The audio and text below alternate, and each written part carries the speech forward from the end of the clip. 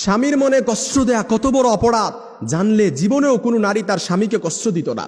কিয়ামতের ময়দানে সর্বপ্রথম একজন নারীকে জিজ্ঞেস করা হবে নামাজের ব্যাপারে আর তার স্বামীর ব্যাপারে। এই কথাগুলো আমার মা বোনদের কাছে পৌঁছায় দিবেন, যে যেইভাবে পারেন আমার মা বোনদের কাছে শেয়ার করবেন। আম্মা জান আয়েশা রাদিয়াল্লাহু তাআলা আনহা বলেন, ইয়া মাশারান নিসা, হে নারী সম্প্রদায়, লাউ তাআলামনা হাক্কা আজওয়াজিকুন্না আলাইকুন্না, তোমরা যদি জানতে তোমাদের কতটা দায়িত্ব স্বামীদের উপর, লাজালাতিল মারআতু মিনকুন্না তামসাহুল গুবার আন কদামাই যাওজিহা বিখাদ্দি ওয়াজহিহা। কোন নারী যদি তার স্বামীর গুরুত্ব বুঝতে পারত, তার স্বামীর গুরুত্ব জানতে পারত, তাহলে নিজেদের গাল দিয়ে তার স্বামীর পায়ের ধুলা মুছে দিত। সুবহানাল্লাহ বিহামদি, তার স্বামীর ধুলা মুছে দিত নিজেদের গাল দিয়ে। এজন্য আমার বোনেরা বুঝে না, অনেক সময় স্বামীকে কষ্ট দিয়ে ফেলে। অনেকে মনে করে যে বর্তমান সময়ে সবচাইতে বেশি নারী নির্যাতন হয়, কিন্তু তারা জানে না, তারা গড় সংখ্যা দেখে না। বর্তমান সময়ে সবচাইতে যে তালাকের বিচ্ছেদের ঘটনা ঘটে, এটা হচ্ছে স্ত্রীর দ্বারা স্বামীকে ডিভোর্স দেয়, খোলা তালাক দিয়ে দেয়। স্ত্রীর দ্বারা সবচাইতে বেশি বর্তমান সংসারগুলো বিচ্ছেদ হচ্ছে। এই জন্য আমার মা বোনেরা, আল্লাহ নবী সাল্লাল্লাহু আলাইহি সাল্লাম আরো বলেন, কোনো স্ত্রী যখন, কোনো নারী যখন তার স্বামীকে কষ্ট দেয়, তখন জান্নাতে হুরেরা সাথে সাথে বলে, তুমি কেন আমার স্বামীকে কষ্ট দিচ্ছ? কেন আমার স্বামীকে কষ্ট দিচ্ছ? কাতালা কিল্লা, আল্লাহ তোরে ধ্বংস করুক, আল্লাহ তোরে ধ্বংস করুক।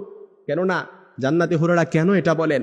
তারা বলতে থাকে, এটা যেমন তোমার স্বামী, ঠিক তেমনি এটা আমারও স্বামী। সে মরতে দেরি, জান্নাতে আসতে দেরি, আল্লাহ তাআলা তার জন্য আমাদেরকে অবধারিত করতে দেরি করবে না।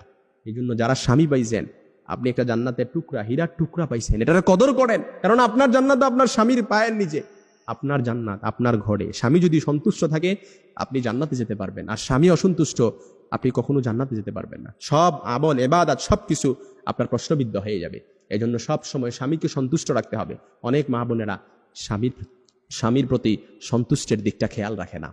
না, অবশ্যই আপনাকে এই দিকটা খেয়াল রাখতে হবে। কারণ যে স্ত্রীর প্রতি তার স্বামী অসন্তুষ্ট থাকে, কিয়ামতের ময়দানে ওই নারীর দিকে আল্লাহ তাআলা ফিরেও তাকাবে না, তাকে পরিশুদ্ধও করবে না, রহমতের নজর দিয়ে তার দিকে তাকাবেও না। এই জন্য আমার মা বোনদের কাছে মেসেজটা পৌঁছায় দিবেন, যে যেইভাবে পারেন তাদের কাছে শেয়ার করে দিবেন।